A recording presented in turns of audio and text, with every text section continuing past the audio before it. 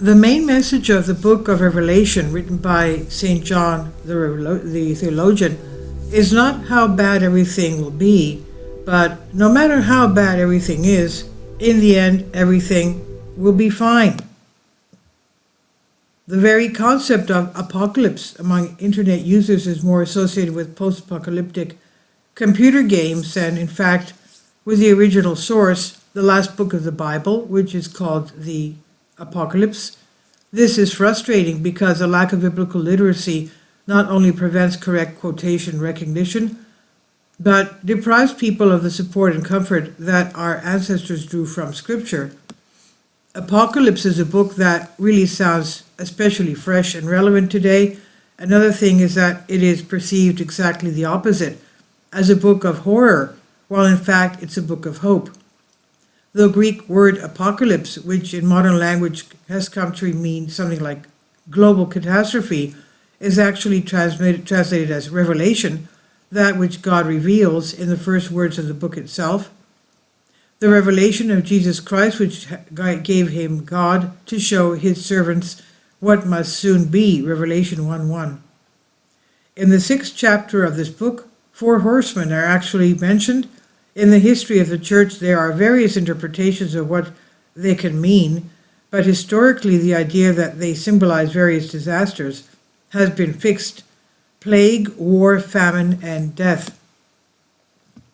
The book of Revelation is really about terrible things: famine, sea and war, tyranny and persecution, natural and social disasters, and therefore people have often been tempted to understand it as a book of horror promising torment and death.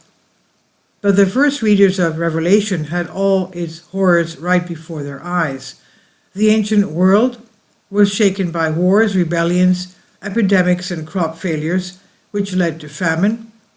The empire established the cult of Caesar, who, as later dictators of the 20th century, was given divine honors, and Christians who refused to worship anyone but God were persecuted. Human life has been hard, dangerous, and short, and full of pain. There was no need to communicate this to readers as some kind of news or forecast for the future. Revelation was always about something else, about the meaning of everything that happens, about the fact that God's plan is unfolding in history, and it will end very well. Revelation 21:4 says, "And God will wipe away every tear from their eyes, and there will be no more death, there will be no more mourning, no outcry, no sickness, for the former things have passed away." Revelation confirms the notion insistently proclaiming throughout the Bible: God was and is the Lord of world history. Everything is ultimately under his control. As the Old Testament prophet said, "The Lord of hosts speaks with an oath. As I thought, so shall it be. As I have decreed, so shall it be." Isaiah 14:24. Although evil forces opposing God are active in the world, both people and fallen angels, and sometimes their triumph seems final and hopeless, they are doomed to lose, and each of their next steps brings their final downfall closer. And this can be compared to how an experienced grandmaster foresees all of the moves of his opponent and turns them into the implementation of his own idea of how the game should develop. It's impossible to win against God, and the author of Revelation encourages the members of the church, then small and persecuted, to maintain patience and faith in the face of persecution from the pagan world. The book of Revelation is often perceived as a book of predictions, and extremely gloomy ones, relating to the latest events in world history. It does speak of the end of the world history, but not only of that. Otherwise, it would have been irrelevant for Christians of both the first and subsequent centuries, and would have become important only before the very end of the world. But this book is addressed to Christians of any age. It's not about what should we be afraid of in the future, but about how we can navigate the present. Throughout the ages, people have believed that the prophecies of the book of Revelation were being fulfilled before their very eyes, and they had good reason for this. Troubles and wars, pestilence and famine, tyranny and persecution have almost always accompanied human history. Sometimes there was a phenomenon that could be called eschatological panic. People abandoned their usual activities and fled to forests and deserts, expecting that the end of the world would come just about. But the book of Revelation does not call for anything of that sort.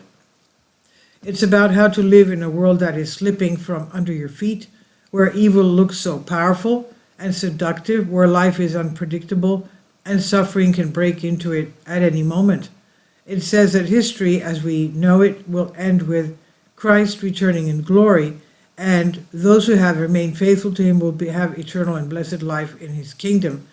The main message of the book of Revelation is not how bad everything will be, but no matter how bad everything is, in the end everything will be fine. We do not control the events of world history, which sometimes take the most frightening turn, but Revelation assures us that they are controlled by God, who will bring history to the conclusion that he intended.